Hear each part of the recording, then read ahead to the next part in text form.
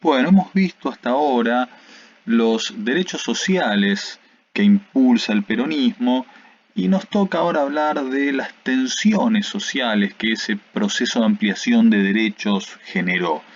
Y lo vamos a empezar a hacer de la mano de un libro muy interesante que se llama Cuando los trabajadores salieron de compras, de una historiadora llamada Natalia Milanesio, que nos cuenta una historia, una anécdota muy reveladora de estas tensiones que se estaban dando en la sociedad argentina.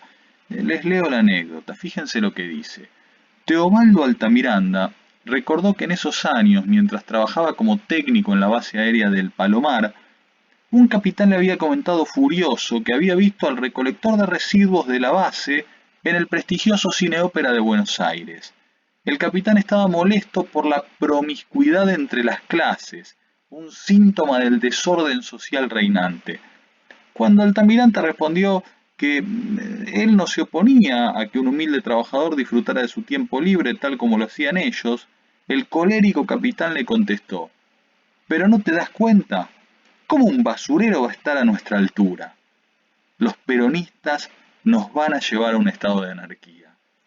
Fíjense qué reveladora la anécdota de lo que dice al principio de esta cita Milanesio.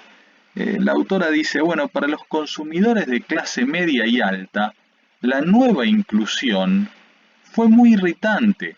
¿Por qué? Porque significó la pérdida del acceso exclusivo a espacios hasta entonces socialmente homogéneos y suscitó una mezcla forzada con sectores de menores ingresos. Es esto que siente el capitán, que colérico le dice: ¿no te das cuenta que esto está mal? Un basurero no puede estar a nuestra altura.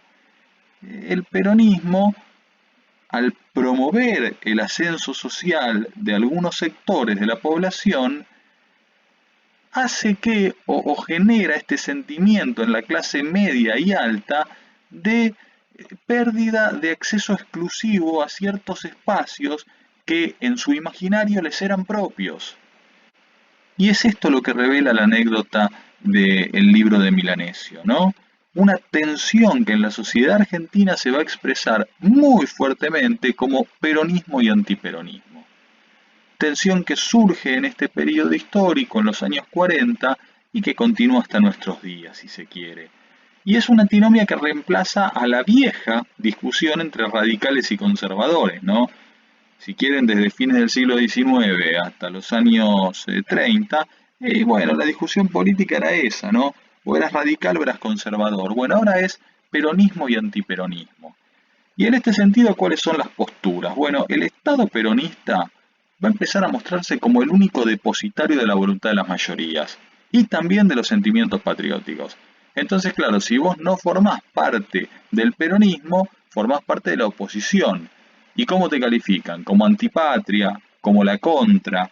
Es decir, empieza a verse al adversario político como un enemigo, más que como un simple adversario.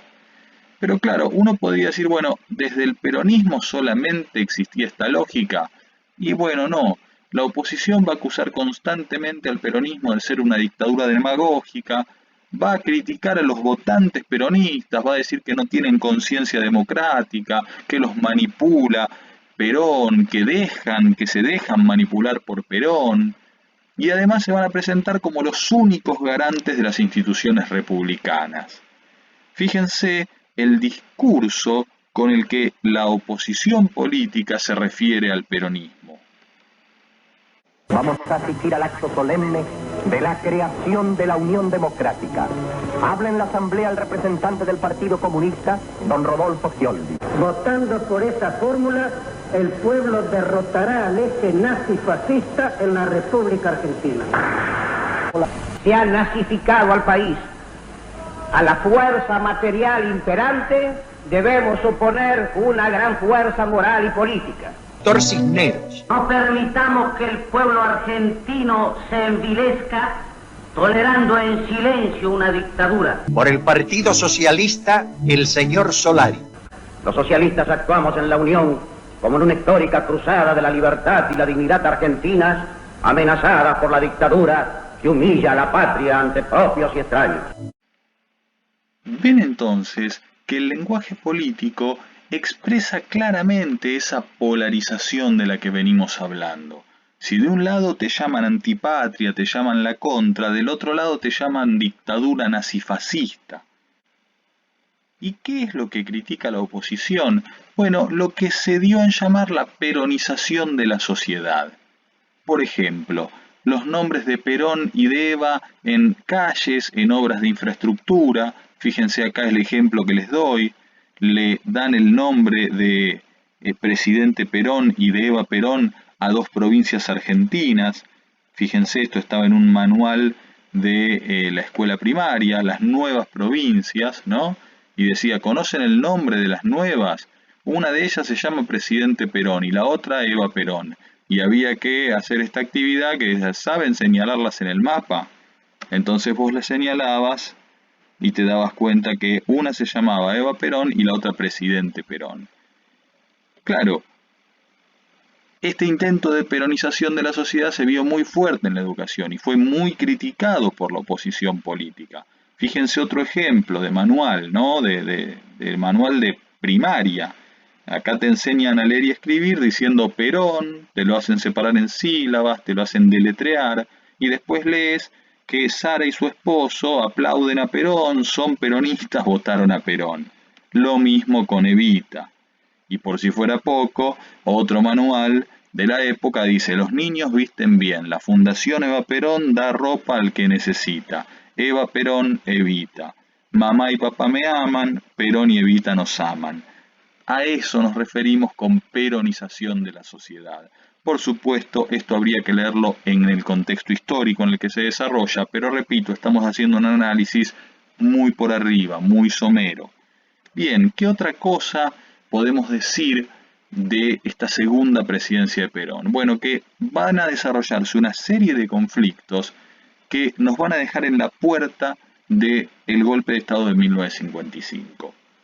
En principio comienza a haber una serie de controles a la prensa, el diario La Prensa es expropiado por la CGT, comienza a haber en el campo artístico ciertas listas negras, actores y actrices que dicen que no pueden trabajar porque son antiperonistas, y en el 53 la oposición también reacciona de un modo poco democrático, ¿no? Estallan bombas en un acto organizado por la CGT. ¿Y cómo responde el gobierno? Detenciones de políticos opositores. Ven que hay un clima político que cada vez se va complejizando más y va siendo más difícil la convivencia democrática y pacífica. Y a esto se le agregan dos conflictos muy fuertes, que son el malestar en las Fuerzas Armadas y sobre todo el conflicto con la Iglesia Católica. ¿Cuál es el problema con las Fuerzas Armadas? Que rechazan el perfil obrerista del gobierno. Se vio bien claro en el ejemplo que les leí del libro Cuando los trabajadores fueron de compra, ¿no? ¿Qué tiene que ver este recolector de basura con nosotros? Claro, son gente, los militares de alto rango, de sectores medios, de sectores altos, que se ven amenazados simbólica y socialmente por estos sectores que están ascendiendo.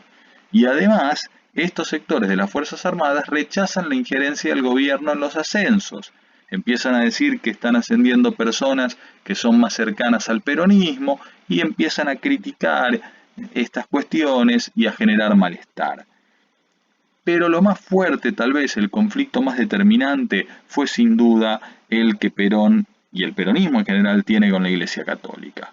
La Iglesia empieza a criticar el culto al líder, ¿no? A la imagen de Perón, a la imagen de Eva, y también el avance sobre terrenos que consideraba como propios.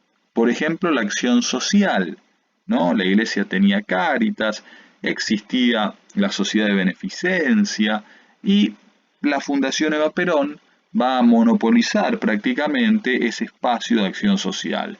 Y además la Iglesia tenía mucha participación en asociaciones juveniles, asociaciones de mujeres, y el peronismo crea la Unión de Estudiantes Secundarios y el Partido Peronista Femenino. Entonces la Iglesia siente que el Estado le está invadiendo terrenos que le son propios. Pero el mayor disgusto de las autoridades eclesiásticas y el mayor enfrentamiento va a surgir a partir de la sanción por parte del gobierno de la ley de divorcio y de la ley de profilaxis. La ley esta última de profilaxis autorizaba la prostitución, pero la que más molestaba era la ley de divorcio. ¿Sí? Ustedes recuerden que la Iglesia Católica no acepta la separación, el divorcio, y acá el Estado generaba una ley de estas características. Bueno, este enfrentamiento, lo vamos a ver en la clase que viene, fue ascendiendo, se fue incrementando, va a llegar a haber iglesias quemadas, van a haber manifestaciones públicas de sectores católicos en contra del peronismo, y repito, estos conflictos nos dejan en la puerta del golpe de Estado de 1955, que, como les dije al principio de estos videos, es el primer tema de historia argentina que veremos en el año.